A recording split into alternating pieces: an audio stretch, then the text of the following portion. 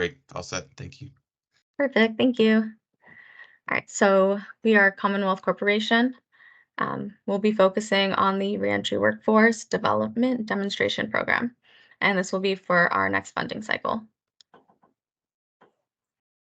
Again, this is the bidders webinar for the Reentry Workforce Development Demonstration Program. This is part of our FY23 procurement. And so the program in general is an initiative of the Executive Office of Labor and Workforce Development, partnership with Secretary Lauren Jones in support of Governor Healey's efforts to improve workforce outcomes among individuals returning to their communities after incarceration. So from here on out, we'll be referring to those individuals as returning citizens. This is a state-funded initiative that's administered by Commonwealth Corporation on behalf of Labor and Workforce Development. And we're funded through a General Appropriation Act in the fiscal year 23 state budget. Line item is there for your reference. This is an annualized program. And we're hopeful that this will continue to make an appearance in the state budget. Traditionally, this program has been capped by fiscal year based on feedback from grantees in the past. We've heard that does not work as well for this population in terms of outcomes. So to kind of support the work longer than a fiscal year and really give folks that 14-month window that has been reported to work well. We also leverage resources from the Workforce Competitiveness Trust Fund, WCTF, which is a fund that was created by the legislature with two goals in mind. And that one of those is to improve the competitive stature of Massachusetts businesses by improving the skills of current and future workers, but also to improve access to well-paying jobs and long-term career success for all Massachusetts residents, especially those who experience structural, social, educational barriers to employment success. So combining those two funding streams together, we're able to provide this opportunity that is not tied to a fiscal year and are able to offer a 14-month program rather than a shortened version of that that's dependent on the state budget funding cycle. Perfect, thank you.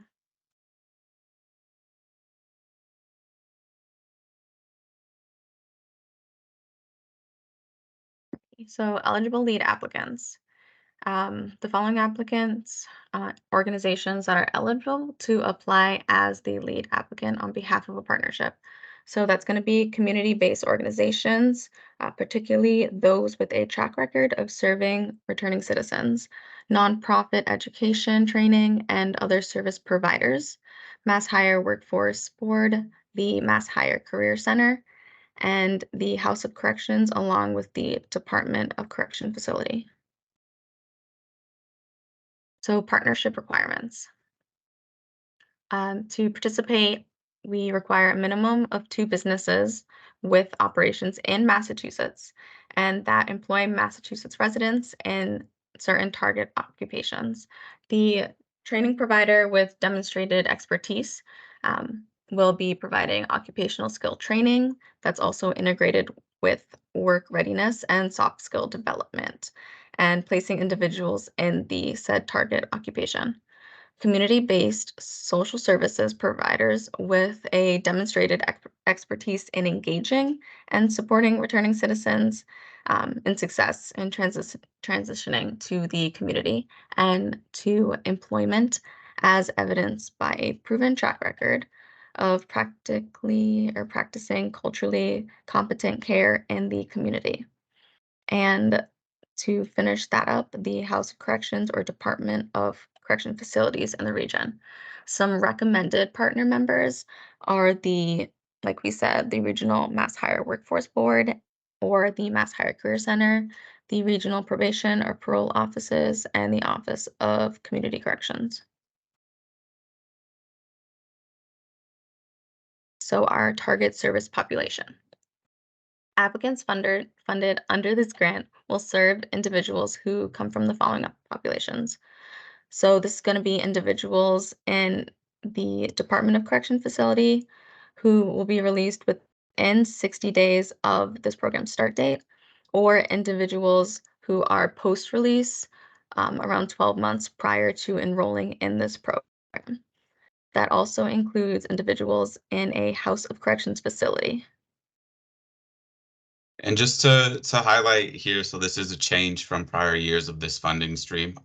Used to be limited to 6 months post-release, and so we've extended that based on grantee feedback to extend that up to 12 months post-release that individuals are eligible for uh, participating in this program. And important to note that program start date is tied to your program start date, so that when they would be able to start having access to your program. Super exciting. Thanks, Zach. So target occupations. Applicants must provide training and placement services that will prepare individuals to meet a regional business skill need and work readiness requirements for in-demand occupations. Applicants may either propose to train individuals for an occupation in a single industry sector or for an occupation that exists in multiple industry sectors. In either case, applicants should identify a specific occupation to be targeted and designed a training program that prepares individuals for that specific occupation. That being said, we recognize that there are occupations with identical required skills and credentials for entry. So applicants may propose to train individuals for multiple target occupations if the required skill and credentials are identical and can be attained through participation in the same training program. So applicants also must identify the target region and include information about unmet demand for workers in that target occupation. This information must come from the regional employers and must include current and projected vacancies and any projected increase in demand for the targeted occupation and skills, as well as credentials required for entry to demonstrate that the occupation is of critical importance to employers in the region and that there is a need for the development of a training and placement program. This is because there is a growing body of research demonstrating that job seekers benefit from starting at a higher wage and by participating in programs that provide information and coaching on career continuums beyond the first entry level job. While we have not set a wage floor for the proposed occupations, applicants will be required to provide evidence that the programs will place participants in jobs and which the combination of wages, employer-supported benefits, and the upward mobility pathways are likely to support the goal of increasing earned income and economic stability. Examples of such evidence include the proposed target occupation has attainable opportunity for career advancement and wage progression within a reasonable time frame. This is because we're looking for some at least time to provide like upward mobility for our clients. The employer partners invested in supporting entry-level employee career advancement, and the employer partners who will provide significant benefits to support a transition from public benefits and then preparing for that career advancement opportunity. So resources and expectations. Approximately, we have 3.15 billion that's available for this grant program. Applicants may request up to 200,000 to engage in successful program design and implementation. A maximum investment target of 15,000 per employment outcome has been established. This amount includes all expenses required to obtain an employment outcome, including recruitment, training, support, program design, and program management. And we'll touch base a little bit more about what this part means, but the total does not include the match contribution requirement. Partners will have approximately 14 months to deliver their program. Each partnership's program design must include a set of services that are necessary for their proposed target population to enter and maintain employment. We defined employment as at least 30 days of them retaining that job. Each training program proposal will be evaluated based on a cost per outcome, which includes the number of or underemployed participants who get an unsubsidized job or wage gain measured at the 30-day retention. Applicants should be thoughtful about what they propose in order to maximize public dollars as well.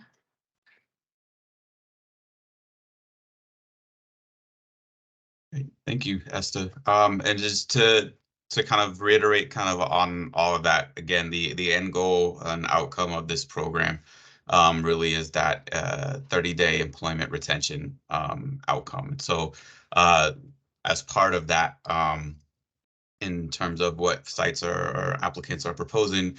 We're looking for applicants to propose an enrollment and training schedule that allows time for folks to hit that 30-day retention of placements for this grant, which will be no later than June 30th, 2024, with an anticipated continued employment past the end date of this grant period. Ideally, we're putting folks into growth area opportunities where they're able to continue that career track employment opportunity that they're being connected to via this program.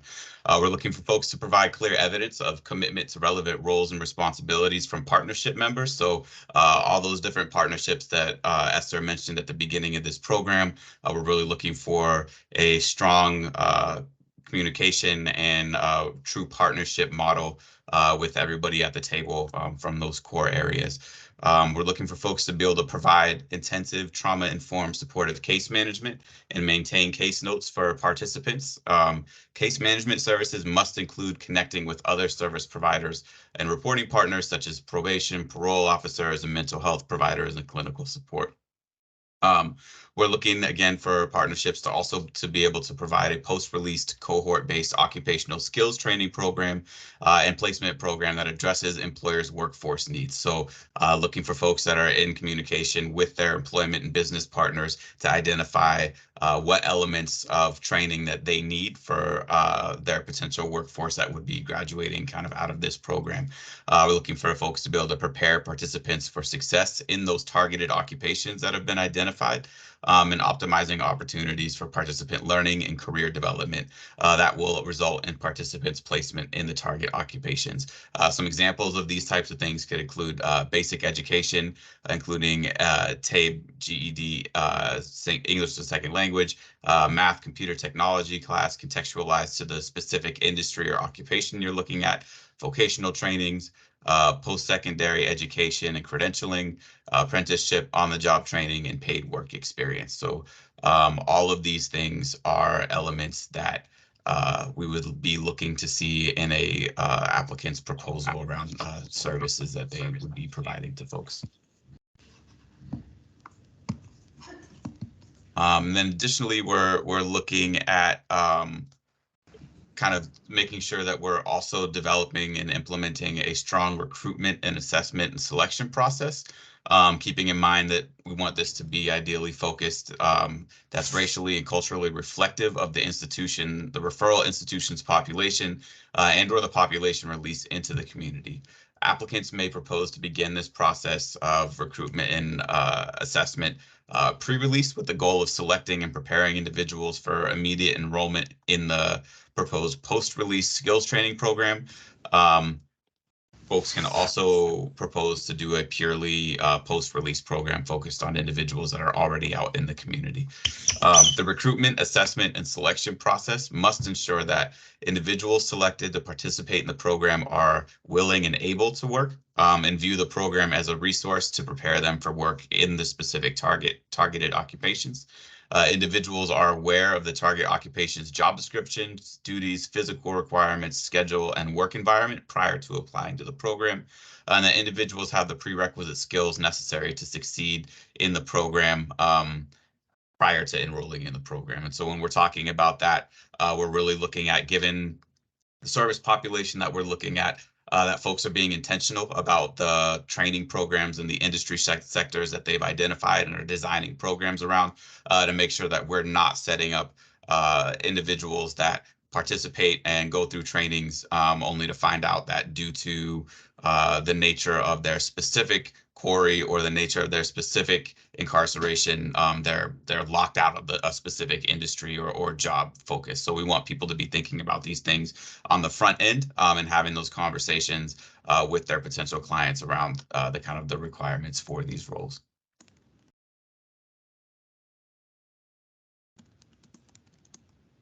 And then finally, to kind of wrap on that piece, that we're looking for, if the proposed strategy does contain a behind the wall component, applicants should engage and identify a key personnel within that HOC or DOC facility to create the proposed client cohort flow through the services provided within that institution. So keeping in mind that there are there are situations and protocol and practice and rules and different elements that exist behind the wall in some of these facilities. And so we really want potential applicants to have identified a key individual within that institution that they have a direct point of contact with to help navigate some of those barriers that individuals can face to accessing programs while they're inside.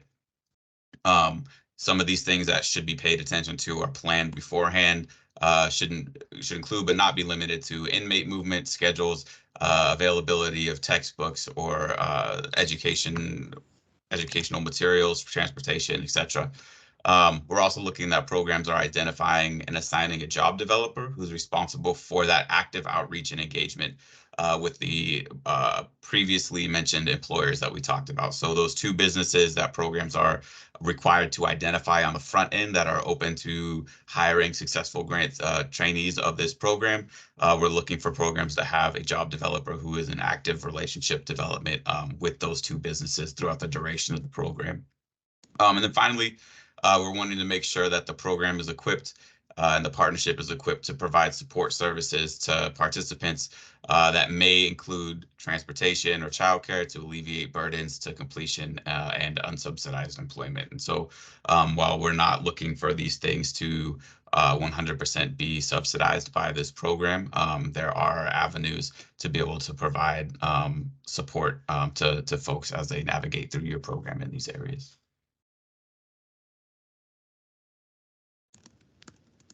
And then finally, just to talk, so because this program does leverage resources from the WCTF that we mentioned at the very beginning of this presentation, there is a match requirement that is tied to this program. So awardees will be required to provide a 30% match of total awarded funds. Match contributions may be cash or in kind.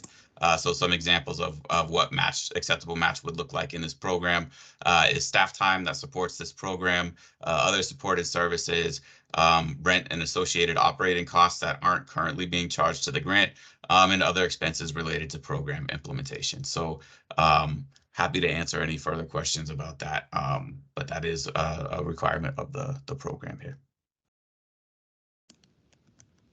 So to kind of sort of wrap up on our goals and outcomes, Commonwealth Corporation is seeking applicants from partnerships that have demonstrated experience, success, and a current capacity in providing occupational focused training and placement programs for returning citizens.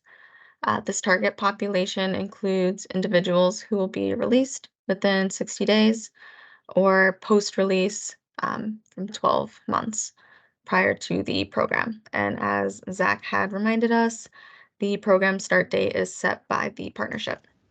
Applicants must demonstrate the services they propose to provide will result in job placements and as well as 30 days of placement retention for participants by the end of the grant period. So our hope is to invest in the future workforce and add some extra support in certain industries that are lacking some workers. That would be a great opportunity. And in that, develop the immediate pipeline for those workers and train and upskill the current workforce.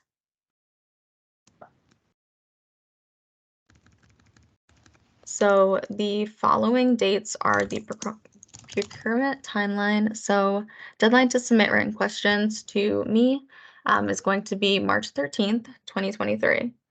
All written questions will be posted on March 17th, and that's going to be on our ComCorp website. The due date for the applications, and then we hope to be reaching out to those applicants, those partnerships that are interested, and letting them know the decision by April. The contract start date is going to be May 1st, and the program will run through June 30th, 2024. So this is the time where we're going to be going over whatever questions were dropped in the chat and the QA notification sign up. That is a hyperlink if you click on it, but you can also use a device to scan that QR code and get added automatically for that. Are there any questions at this time? I think, Esther, there's a couple questions in the chat. So if you want to read Okay. those, we can start there. Thank you. So somebody had asked, where is there a mention of the target occupations? And are these occupations that have been identified by local workforce boards? So if yes, is there a clear sense to whether these local target area occupations are friendly to returning citizens?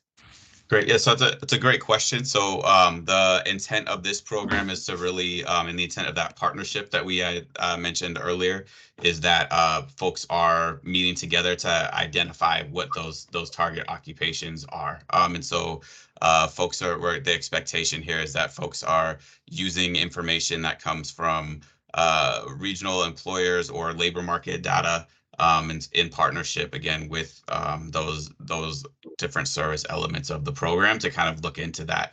And so mass hire workforce boards are an optional and encouraged partner to have at the table with your partnership. And so the idea is that you, as you're designing your proposed program, are interacting with those other partnership members to determine the best target occupation to go through. And I think to your point, to the person that asked the question, wanting to make sure that these target occupations are friendly to the service population that you're going to be working with. Perfect. Somebody else asked us to confirm that participants that are going to be released from either DOC or HOC, there's no minimum time required for them to serve in order to qualify. Correct. So Correct. There is no time length of time served requirement. We are the only flip of that is that they need to either be within that 60 days with 60-day window of release or within a 12-month window of post-release. And somebody else just dropped in the chat, is there a cap or a minimum number of participants that they can enroll in the program? So we are maxing out the total award that folks can request at 200,000, and we do have a cap of 15,000 cost per outcome. So again, we would expect that folks are making fiscally responsible choices when they're identifying the total amount of clients that they can serve with both those caps that are in place. Perfect. And there looks like one more just got dropped. Is there an expectation in terms of the success rate for participants that, are involved in this program? Yep. So part of the application process, folks will be required to kind of map out their anticipated program outcome goals. And then we are managing folks towards those proposed elements with the understanding that with this population, we are expecting some level of additional support and kind of operating off of more of a working towards success based on the percentage of your program service population rather than straight up just flat numbers, as we know that there are challenges oftentimes outside of folks' control within this service population that could impact your end game outcomes. I see one of the first questions earlier is asking if any organizations that currently have a contract under this grant, will there be plans to extend or offer renewals? So this is a separate program. So the currently funded grantees will have an end date that you should refer back to your current contracts to see, and then this will be a separate program. So there won't be the ability to make extensions or renewals, as this is a new funding stream. Great, thank you. And someone else had asked, when there's an education or training required, does this need to be accomplished concurrently with the job placement, or will the grant pay to support such credentialing prior to the job placement? Great. Yeah, the grant is designed to have that job training portion occur before that placement. So that would be an allowable expense. Supporting that training element would be an allowable expense under this grant, the way it was described in this question. Perfect. And somebody else is asking if this presentation will be available to them. Yep. So yes. Yeah, so Sorry. this recording will be posted on the website as well, and anybody that is interested, as Esther mentioned, if you use the QR code that's on the screen right now, it'll take you directly to the question and answer sign up sheet, which is our distribution list. So folks that are signed up on there will be kept in the loop around all information, including being notified when this is posted on our website as well. Yes, and anyone that has like thrown a question in the chat, also please use my email that I had listed on the earlier slide to send it along. As Zach just mentioned, we'll be posting this on our website, along with the other Q&As that may be sent via email as well from this point forward. So I'm sure if you have this question or any questions that we've answered, someone else probably also has it. So we'll be providing those answers. So please send those through. Somebody just asked, so currently funded programs need to apply for this opportunity, right? Correct. Perfect. And I can't see if there's any hands up. Does anybody else have any questions they'd like to ask now? And I know this is a lot of information, so don't feel pressured to ask any questions right now. But if you go onto our website, you can review the RFP and let us know if anything else comes up in terms of other questions. Zach, does anybody have their hands raised at this moment? Or feel free Nope. to jump off mute. No, I think that's it. Again, so yep, if folks have any questions, our contact information is below. Oh, is there sorry, one last question. So is there a cap on businesses providing jobs in the program? The answer to that would be no, but we do require, there's a minimum. So we do want to, every partnership needs to apply with at least two businesses that have signed on an agreement to participate in this program.